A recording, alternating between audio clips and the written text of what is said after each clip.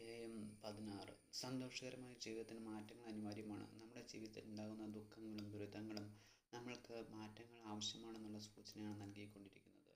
നമ്മൾക്ക് ഇന്നലകളിൽ അനുഭവപ്പെട്ട ബുദ്ധിമുട്ട് ഒഴിവാക്കാൻ കഴിയണമെങ്കിൽ നല്ല മാറ്റങ്ങൾ നമ്മുടെ ജീവിതത്തിൽ കൊണ്ടുവരേണ്ടതുണ്ട്.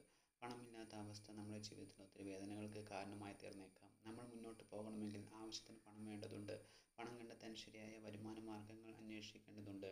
ദാരിദ്ര്യത്തിൽ നിന്ന് മോചനം കിട്ടണമെങ്കിൽ നമ്മൾക്ക് പണം കൂടിയേ തീരുള്ളൂ. നമ്മുടെ ജീവിതത്തിൽ നല്ല മാറ്റങ്ങൾ കൊണ്ടുവരാൻ തയ്യാറായാൽ മാത്രമാണ് മുന്നോട്ട് വളരാൻ സാധിക്കുകയുള്ളൂ. നമ്മളിലെ കുറവുകളെ കണ്ടെത്തി പരിഹരിച്ചുകൊണ്ട് മുന്നോട്ട് പോകുവാൻ നമ്മൾ ഓരോരുത്തർക്കും ശ്രമിക്കാം. ഇന്നലകളിൽ ഉണ്ടായ വേദനകൾ നമുക്ക് നൽകിയ അനുഭവങ്ങൾ വിലയേറിയ തിരിച്ചറിവുകൾക്ക് കാരണമാകട്ടെ.